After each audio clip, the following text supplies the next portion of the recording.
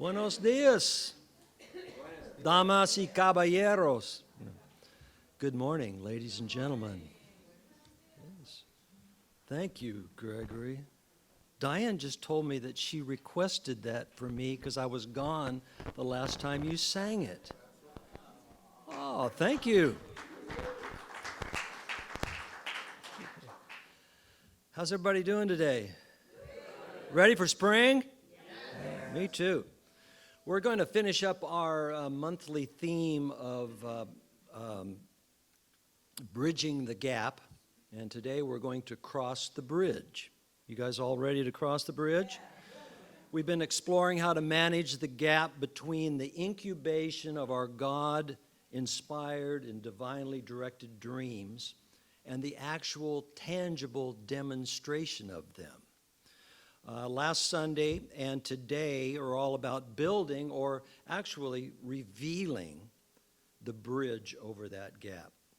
And I'm going to begin where we left off last Sunday, bridging the gap, so to speak, between last week and this week. Last Sunday, Diane shared a couple of passages from The Alchemist. It's a book, a fable about following your dream. And it was written in the late 80s by a Brazilian author by the name of Paulo Coelho.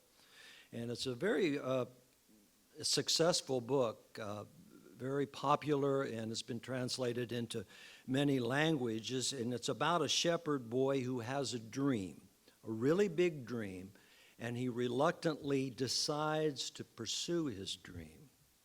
And in that pursuit, he definitely has to bridge a gap, but not just a gap, but a chasm, a very big gap. And I have read this in English, and since we're doing a little Spanish today, I have also read this book in Spanish. So it's not a really difficult book, thank God. But it's a very simple and beautiful book.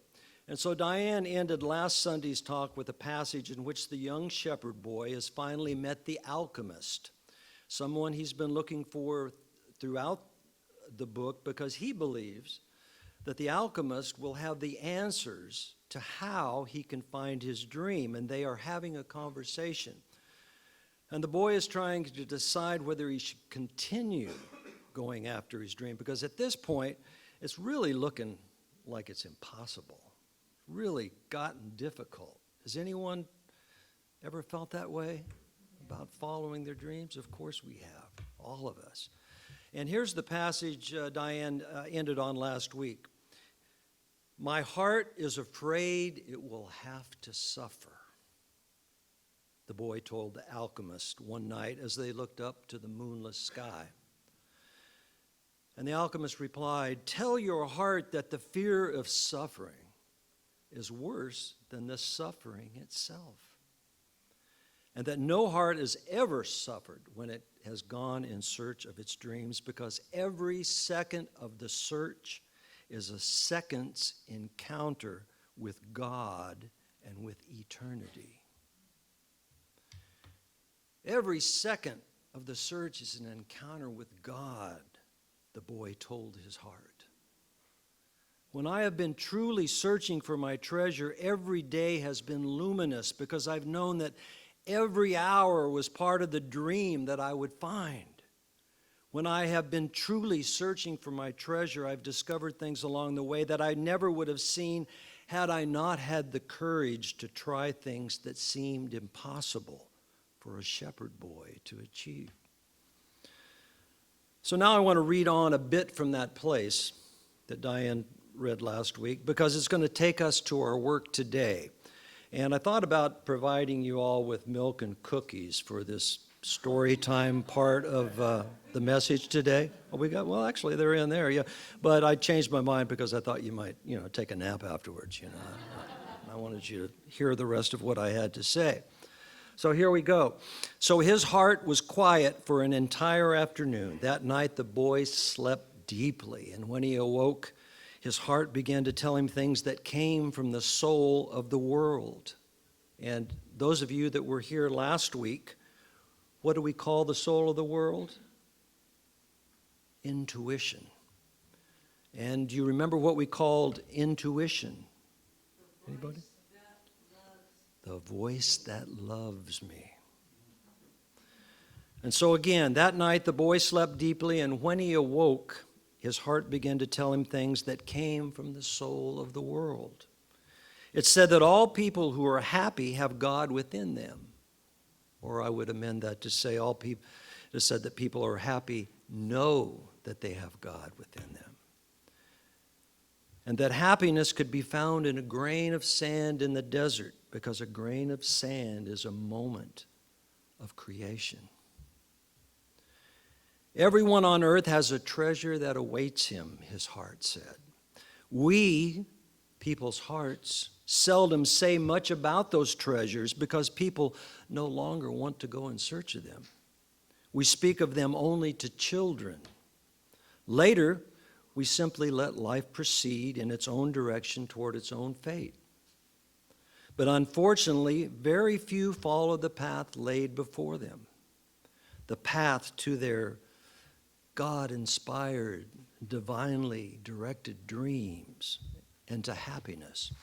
Most people see the world as a threatening place, and because they do, the world turns out to be, indeed, a threatening place. So we, their hearts, must speak more and more softly. We never stop speaking out. We begin to hope that our words won't be heard. We don't want people to suffer because they don't follow their hearts. Why don't people's hearts tell them to continue to follow their dreams? The boy asked the alchemist. Because that's what makes a heart suffer, and hearts don't like to suffer. From then on, the boy understood his heart. He asked it, please, never to stop speaking to him. He asked that when he wandered far from his dream, that his heart press him and sound an alarm. The boy swore that every time he heard the alarm, he would heed its message. That night he told all of this to the alchemist, and the alchemist understood that the boy's heart had returned to the soul of the world. So what should I do now? The boy asked. Well, we're going to stop right there and look at some of what we've already been talking about. Last week, Diane gave us 2 spiritual tools to keep the bridge revealing itself at least 2 steps ahead of us as we crossed it. One was cultivating the open moment, and that means that cultivating the open moment means to open that tiniest crack in the wall that stands between, I can't have this dream, and here's all the reasons why, and the actual experience of believing that it actually just might be possible. Because with God, say that with me, with God, all things are possible. And now, think on your God-inspired and divinely directed dream that you have. Bring that to mind and say this with me, with God, this is possible. With God, this is possible. Yeah, how does that feel? Good, yeah. And the second spiritual tool that Diane gave us last week was to listen to our intuition, the voice that loves us, knowing that it will never steer us wrong. This is the voice of the heart that the alchemist is talking about. So one of the reasons, perhaps, that you haven't fully scurried across the bridge like Indiana Jones in Indiana Jones and the Last Crusade is that you see a big old problem, an obstruction, a big old obstacle in the middle of the bridge that you don't know how to go around, to go over or under. And so you just get stranded there in the gap, stuck. Can you relate that to a situation in your life right now? That obstacle? What's stopping you from moving forward? And here's one of our spiritual tools for today: the realization that the problem is never the problem. The problem is never the problem. So if the problem is never the problem, then what's the problem?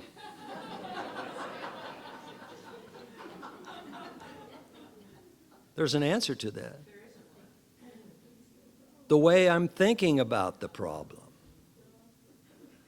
So what problem? There isn't one, but our belief that there is can absolutely keep us from successfully walking across the bridge to achieve the manifestation of our dreams. In the Science of Mind textbook, our founder, Ernest Holmes, he knew this.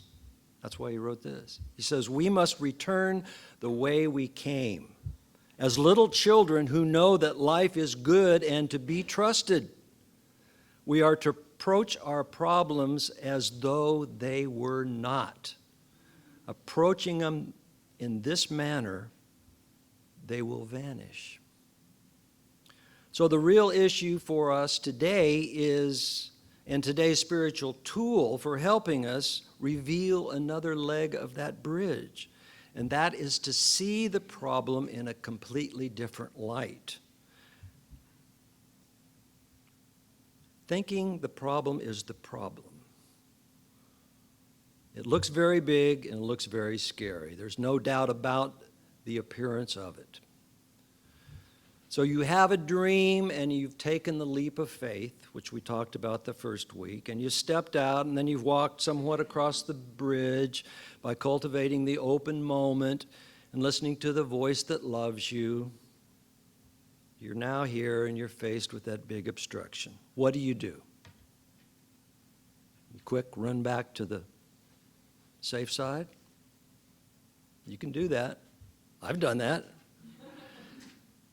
But that is what makes a heart suffer the most. And hearts don't like to suffer, we learn in The Alchemist. Remember that everyone on earth has a treasure that awaits them. But we have to get it. We have to bridge the gap between the experience and between the dream and the experience of it. The problem is not the problem. In fact, it isn't even an obstacle. The problem is the way to our dreams. That seeming obstacle is not an obstacle, it's the way. So this is our work as we stand midway on the bridge. We must keep our eye on the prize, so to speak. So back to our question. So what do I do now? Said the boy. And the alchemist replied, continue in the direction of the pyramid. That was in the book. That was where he was heading, which for you is your God-inspired and divinely directed dream.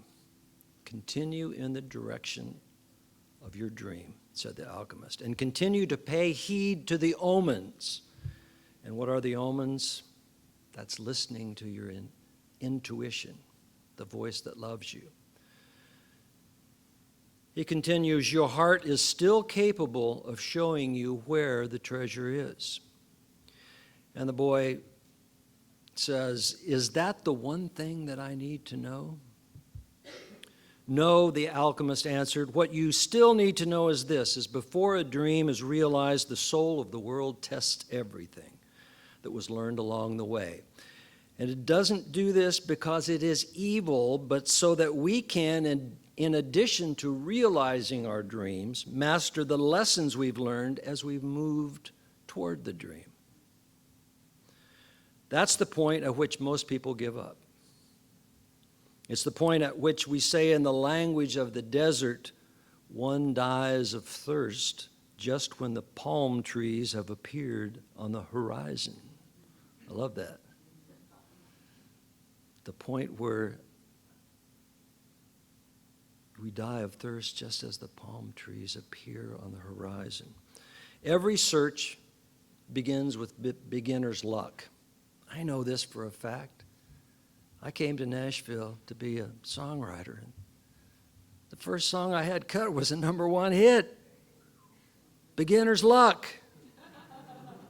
And every search ends with the victor being severely tested. And I could tell you that story too.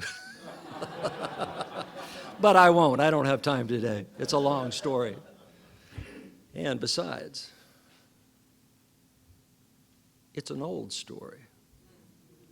I'm here in the present today. And with this knowledge, the boy continued his journey, and he was tested, severely tested. But he met those tests and not only found his treasure, but so much more. He found who he is.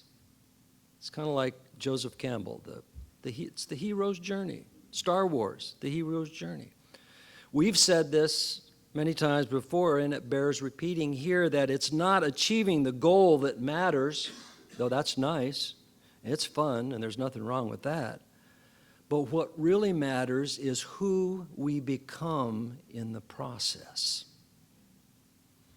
It's who we discover ourselves to be, the strength and the skills and the connection and the knowing that occurs because of the journey.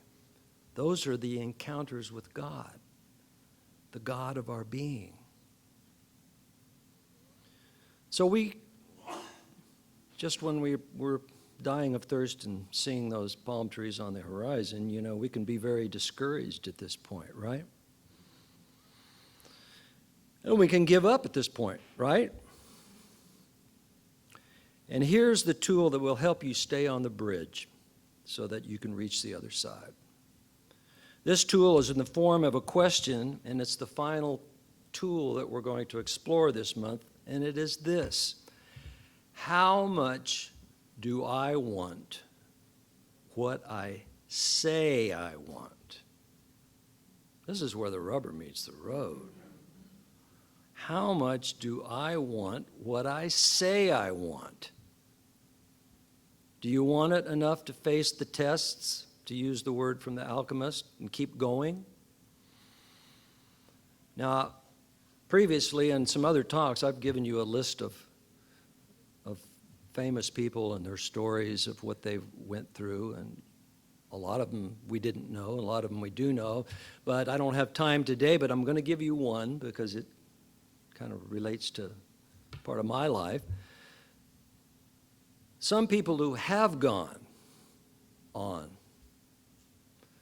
through whatever that they had to face. There was 4 young men in Liverpool, England, in the 60s that wanted their dream enough to keep going even after they were told by the record company executives, well, we don't like your sound, and besides, guitar groups are on their way out. I love that. I love that one. Now, who might that have been, of course? Yeah. How much do you want what you say you want? This is where the rubber meets the road. This is where this is a good question. When you get to that point, it's a good question to ask yourself when you have to decide whether you're going to continue your journey.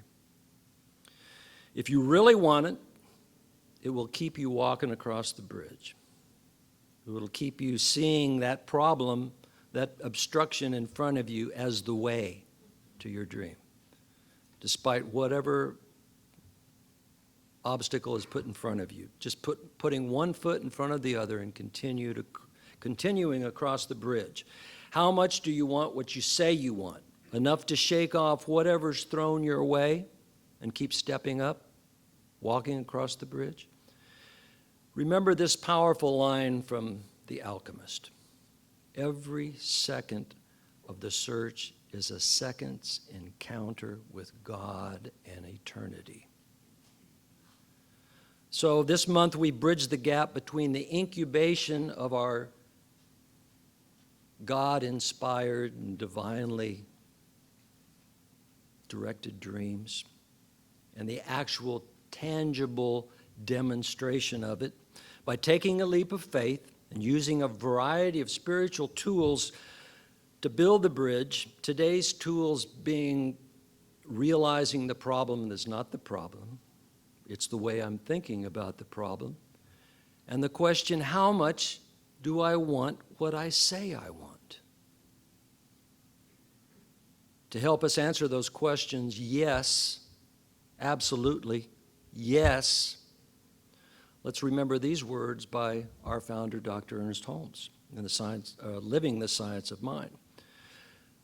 He writes, placing our entire trust, our complete faith, our whole conviction in the simple truth that we are rooted in the living Spirit, that we have access to the mind of God and to the love and the power and the peace of the Spirit, we should walk in confidence and speak our spiritual convictions with complete assurance, knowing that there is a presence and a power with us and for us and operating through us, a presence and a power that knows no defeat.